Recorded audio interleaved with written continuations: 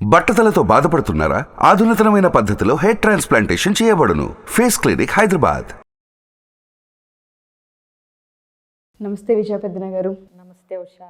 ఒక సంస్థలో మనం పనిచేస్తున్నప్పుడు అబ్బాయిలు కావచ్చు, అమ్మాయిలు కావచ్చు, కొన్నిసార్లు కొన్ని ప్రెషర్స్ చాలా కామన్గా చూస్తూ ఉంటాం. కానీ ఇంటెన్షనల్లీ ప్రెషర్కి గురి చేస్తున్నారు, మానసికంగా హింస అనిపిస్తుంది, కానీ జాబ్ని గివప్ చేయలేము. ఏ విధంగా వీటిని ఓవర్కమ్ చేయాలని అడుగుతూ ఉంటుంటారు. అటు బాస్ నుంచి అవ్వచ్చు, కొలీగ్స్ అవ్వచ్చు, రెగ్యులర్గా వాళ్ళతో ట్రావెల్ అయ్యే వాళ్ళే అవ్వచ్చు. కొన్ని సైలెంట్ ట్రీట్మెంట్స్ని ఇస్తూ ఏదో గొప్పగా ఫీల్ అవుతున్నామని ఫీల్ అవుతూ ఉంటుంటారు. తెలియకుండా అవతల మనిషికి అదొక పెయిన్. చేసే వర్క్ పైన కూడా పెద్ద ఇంట్రెస్ట్ ఉండదు. వాళ్ళ క్రియేటివిటీ మొత్తం కోల్పోయే అవకాశం కూడా ఉంటుంది. దాన్ని ఏ విధంగా మనం తీసుకోవచ్చు అంటే సొల్యూషన్ ఏంటి మ్యామ్? ఇలా ఎంప్లాయీస్ ఎవరైతే ఉంటుంటారో సర్వసాధారణంగా 10 మందిలో ఒకరు ఖచ్చితంగా దీన్ని ఫేస్ చేస్తూనే ఉంటారు. ప్రతి కంపెనీలో కనిపిస్తూనే ఉంటుంటుంది. ఏ విధంగా ఓవర్కమ్ చేయొచ్చు అంటారు? ఇలాంటివి నువ్వు అన్నట్టు కంపెనీస్లో అంటే సర్వసాధారణం అయిపోయింది. సో ఇలాంటివి ఫేస్ చేయకుండా ఉండాలి అంటే ఫస్ట్ అసలు వాళ్ళ రోల్కి ఎంతవరకు ఉంటుంది ఆ సంస్థలో, ఆఫీస్లో కానీ వాళ్ళ డ్యూటీ ఏంటి, ఎంతమందితో కలవాల్సి ఉంటుంది, ఎలాంటి పని ఉంటుంది, అందులో టీం వర్క్ ఎంత, గ్రూప్గా చేయాల్సింది ఎంత, ఇండివిజువల్గా ఎంత, నా పని ఏంటి అనేది ఫస్ట్ అసలు ఒక క్లారిటీ ఉండాలి. మనకి ఎవరెవరితో పనిలో ఇంటరాక్షన్ ఉంటుంది అనేది. సో అంటే సేమ్ టీం అవ్వచ్చు, లేదంటే ఈ టీం వేరే టీంకి అటాచ్ అయ్యి ఉండొచ్చు. ఇట్లా అసలు మన రోల్ ఏంటి, ఆ ఉద్యోగంలో, ఆ సంస్థలో మనం ఎంతవరకు వేరే వాళ్ళతో మనకి ఇంటరాక్షన్ ఉంటుంది అనేది ఫస్ట్ అవగాహన తెచ్చుకోవాలి. సో ఈ ప్రాసెస్లో మనకి ఫ్రెండ్స్ అవుతారు కొంతమంది నచ్చుతారు, కొంతమంది నచ్చరు, కొంతమంది మన పైన సుపీరియర్గా ఉంటారు, వాళ్ళతో ఎంతవరకు ఉండాలో అంతవరకు ఉండాల్సి ఉంటుంది. సో ఇవన్నీ ఎవరెవరితో ఏ రిలేషన్షిప్ మెయింటైన్ చేయాలి, ఎంతవరకు మెయింటైన్ చేయాలి అనేది ఫస్ట్ ఒక అవగాహన తెచ్చుకోవాలి. సో తర్వాత అంటే కొంతమంది మన స్పేస్కి వచ్చేస్తూ ఉంటారు. అంటే ఇప్పుడు ఇదే పని అవతల వ్యక్తి కూడా చేయాలి కదా. సో మన రోల్ ఏంటి, వీళ్ళతో మన ఇంటరాక్షన్ ఎంతవరకు, అఫీషియల్గా మనం ఎంతవరకు వీళ్ళతో అంటే కాంటాక్ట్లో ఉండొచ్చు, ఎంతవరకు ఏం మాట్లాడాలి అనేది ఒక బౌండరీస్ అనేవి ఉంటాయి.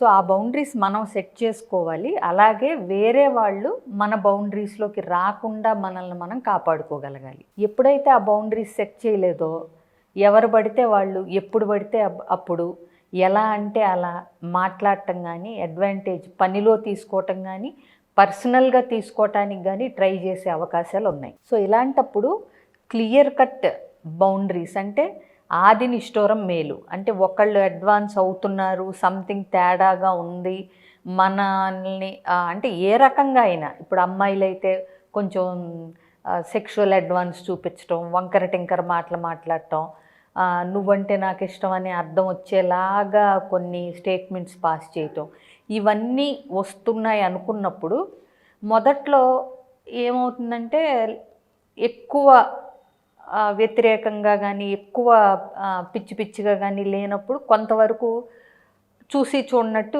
ఎంజాయ్ చేసి వదిలేయచ్చు. బట్ అందులో వేరే రకం అర్థాలు కానీ, చూచాయిగా వేరే పోకడలు కానీ కనిపిస్తున్నప్పుడు వెంటనే అలర్ట్ అయ్యి అక్కడికక్కడ ఏదో ఒక రకంగా వాళ్ళని కట్ చేసి, నువ్వు చేసేది నాకు ఆమోదయోగ్యం కాదు అనేది కనుక వాళ్ళకి వెంటనే చెప్పకపోతే వాళ్ళు అడ్వాంటేజ్ తీసుకునే అవకాశం ఉంటుంది. అలాగే ప్రొఫెషనల్గా కొంతమంది పనిలో కూడా తీసుకుంటారు. అంటే వాళ్ళ పని కూడా తెచ్చి మన మీద డంప్ చేసేస్తూ ఉంటారు. అంటే చేస్తాం కదా అని చెయ్యాలనో, లేకపోతే మన కింద పని చేస్తున్నారు కాబట్టి మన పని కూడా వాళ్ళ మీద పడేసి మనం తప్పించుకుందామని ఇలాంటి యాటిట్యూడ్స్ కొంతమంది చూపిస్తూ ఉంటారు. సో వాటిల్ని కూడా ఏంటంటే వీలైనంత మట్టుకు నీకు బర్డెన్ కానంత వరకు నువ్వు చెయ్యొచ్చు, నీకు ఇష్టం అయ్యి ఎంజాయ్ చేస్తుంటే. ఎందుకంటే ఎంత ఎక్కువ పని చేస్తే, ఎస్పెషల్లీ ఎర్లీ స్టేజెస్ ఆఫ్ కెరియర్లో ఎంత ఎక్కువ అవకాశం ఉంటే అంత ఎక్కువ చేస్తుంటే ఏమవుతుందంటే త్వరగా అంటే ఎదుగుదలకు అవకాశం ఉంటుంది. నువ్వు కూడా రాణించడానికి, రకరకాల ప్రాబ్లమ్స్ తెలుసుకోవటానికి, పనిలో ఎదగటానికి, స్కిల్స్ డెవలప్ చేసుకోవటానికి అవకాశం ఉంటుంది. బట్ నీదే నీకు స్ట్రెస్ఫుల్గా నీకే బర్డెన్గా ఉన్నప్పుడు వేరే వాళ్ళది నెత్తి మీద వేసుకుని తనకు మాలిన ధర్మం చేయాల్సిన పని లేదు. సో వాటికి పొలైట్గా నో ఎట్లా చెప్పాలో కూడా మనం తెలుసుకోవాలి. అంటే ఇది చేస్తావా విజయ, నాకు పని ఉంది కొంచెం, నా పని కూడా ఇది చేసేవా, ఇట్లాంటివి ఏదన్నా చెప్పినప్పుడు నీ పని నాకు పడేస్తావేంటి, నేనే చేసుకోలేక చేస్తుంటే ఇట్లాంటి నెగిటివ్ థింగ్స్ అయినా ఎవరి పని వాళ్ళు చేసుకోవాలి, నువ్వేం చేస్తావు, ఇట్లా అనవసరం.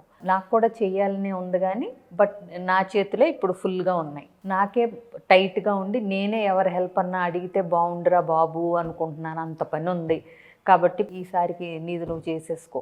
సో 1-2 సార్లు ఇట్లా చెప్పటం వల్ల ఏమవుతుందంటే వాళ్ళకి అర్థమవుతుంది మనం పనిని వీళ్ళ మీదకు తొయ్యటాకు చూస్తున్నప్పుడు వీళ్ళు అలర్ట్గా దాన్ని తీసుకోకుండా జాగ్రత్త పడుతున్నారు అనేది. అలాంటప్పుడు ఎవరు మన మీద అది పడేయటానికి రారు, అడ్వాంటేజ్ తీసుకున్నాం అనుకోరు. అలాగే ఏదన్నా చిన్న ఇబ్బందులుగా ఉన్నప్పుడు పర్వాలేదు కానీ మరీ తలనొప్పులుగా మారి వ్యవహారం బెడిసికొడుతుంది అనుకున్నప్పుడు హెచ్ఆర్ కంప్లైంట్ చేయటం కానీ హయ్యర్ అథారిటీస్ దృష్టికి తీసుకెళ్ళటం కానీ తప్పులేదు. ఏదైనా నొప్పింపక తానవ్వక అన్నట్టుగా ఉండాలి. అలాగే అవసరమైన చోట నో చెప్పగలగాలి, మన బౌండరీస్ మనం సెట్ చేసుకోగలగాలి. ఇంకొకటి, ఎంతైనా ఆఫీసే, బయట ఫ్రెండ్సే. ఆఫీస్లో ఫ్రెండ్స్ని అంటే మరీ అతిగా ఫ్రెండ్షిప్ కూడా కొంతకాలం వరకు ఎవరు ఎట్లాంటి వాళ్ళు అనేది తెలిసే వరకు అతిగా ఉండాల్సిన పని లేదు ఆఫీస్ వాళ్ళతో. ఆఫీస్ ఫ్రెండ్షిప్ అంటే ఆఫీస్లో హాయ్, ఆఫీస్లో బాయ్ అంతే, వెళ్ళిన తర్వాత మళ్ళీ నార్మల్గా కొంతకాలం ఉంటే తప్పితే ఎవరు ఎట్లాంటి వాళ్ళు అనేది తెలియదు.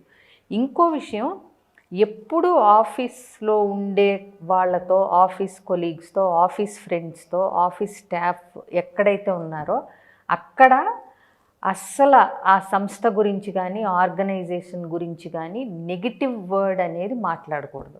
ఇది దృష్టిలో పెట్టుకోవాలి. ఎందుకంటే అవసరానికి వాళ్ళే ఇనిషియేట్ చేస్తారు కొంతమంది, బాస్ ఎట్లానో లేకపోతే వాళ్ళట్లా వీళ్ళెట్లా అని.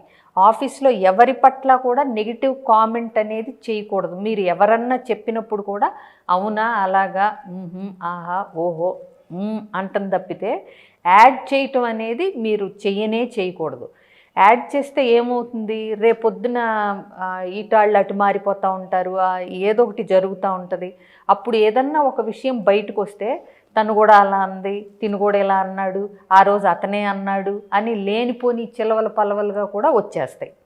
ఎంతో జాగ్రత్తగా మనం ఏం అనకపోతేనే అన్నారని కూడా సృష్టిస్తారు. అలాంటిది మనం ఒక మాట అంటే దానికి ఏకలో తోకలో యాడ్ చేసి చింకి చాటంత అవుతుంది. కాబట్టి ఎప్పుడూ కూడా ఒక సంస్థలో నువ్వు పనిచేస్తున్నప్పుడు ఏదన్నా నీకు నచ్చకపోతే డైరెక్ట్గా ఎవరికైతే అది చెప్పాలో వాళ్ళకి అది అంటే తీసుకెళ్ళి నీ ప్రాబ్లం లాగా కన్వే చెయ్యాలి తప్పితే చుట్టుపక్కల ఉన్న వాళ్ళతో ఎప్పుడు ఇదిగో నా అదేంటి మేనేజర్ ఇలా తిట్టాడు, అలా తిట్టాడు, ఈయనకి ఏం పని లేదు, ఇంట్లో ఏదో ఒకటి, ఇంట్లో వాళ్ళ ఆవిడతో వాళ్ళ రోజు బాగోలేదేమో మన మీద పడ్డాడు, ఇట్లాంటివన్నీ మనం అంటం మొదలు పెడితే అది ఏదో ఒక రోజున మనకి బ్యాక్ ఫైర్ అవుతుంది. ఎగ్జాక్ట్లీ. కాబట్టి సంస్థలో ఉన్నంతకాలం సంస్థ గురించి నెగిటివ్గా కానీ సంస్థలో ఉన్న వాళ్ళ గురించి నెగిటివ్గా కానీ మాట్లాడకూడదు. ఎవరన్నా మాట్లాడితే కూడా మనకెందుకులే బాస్ వదిలేసేయ అని అంటాము, లేకపోతే నీకు అంతగా ఇబ్బందిగా ఉంటే వాళ్ళ దృష్టికి తీసుకెళ్ళు అని చెప్పటము, మాట్లాడు అని చెప్పాలి తప్పితే అవును అని ఒక 2 యాడ్ చేయకూడదు. ఇదొకటి నేర్చుకోవాలి. సో గాసిప్పింగ్ ఉండకూడదు, బౌండరీస్ సెట్ చేసుకోవాలి. ఎంతవరకు నువ్వు చేయగలవో అంతవరకే చేయగలుగుతూ అవసరమైన చోట నో చెప్పగలగాలి. ఇలా చేస్తూ నీకు అవసరమైతే హెల్ప్ చెయ్యి. నిన్నెవరన్నా హెల్ప్ అడిగితే నీ చేతిలో ఉండి నీకు టైం ఉండి ఇఫ్ యు ఆర్ హ్యాపీ చెయ్యి. చేయలేనప్పుడు అంతే పద్ధతిగా చేయలేను అని చెప్పండి. నీకు ఎవరన్నా హెల్ప్ కావాలంటే కూడా రిక్వెస్టింగ్గా అడగండి. అంటే మీ పనిని అవతలాల మీద పడేయటానికి కాకుండా పనిలో ఏదన్నా డౌట్స్ ఉంటే కొంచెం ఇది నాకేమన్నా హెల్ప్ చేయగలుగుతారా, నేను ఇక్కడ స్టక్ అయ్యాను ఈ విషయంలో, మీరు హెల్ప్ చేస్తే బాగుంటుంది, అడిగి సహాయం తీసుకోవటంలో కూడా తప్పు లేదు.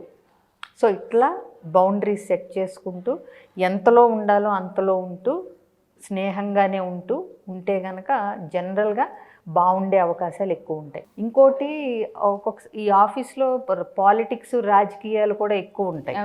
అవునా, ప్రమోషన్స్ విషయంలో కానీ వాటిల్లో కానీ ఏదైనా ఓర్పుగా నేర్పుగా ఉంటూ నేర్చుకుంటే ఇబ్బంది ఉండదు. చాలామందికి ఇవి ఏ విధంగా సార్ట్అవుట్ చేసుకోవాలో అర్థం కాని పరిస్థితి. బట్ మీరు అన్నట్టుగానే సహనం, ఓర్పు అండ్ దాంతోపాటు ఎంతవరకు మనం చేయగలో ఆ క్యాపబిలిటీని దృష్టిలో పెట్టుకొని మాత్రమే జర్నీని ముందుకు తీసుకెళ్ళగలిగితే బెటర్. థ్యాంక్ యూ విజయ్ గారు, thank you so much. Suman టీవీలో మీ పర్సనల్ అండ్ బిజినెస్ ప్రమోషన్స్ కోసం కింది నెంబర్కి కాంటాక్ట్ చేయండి.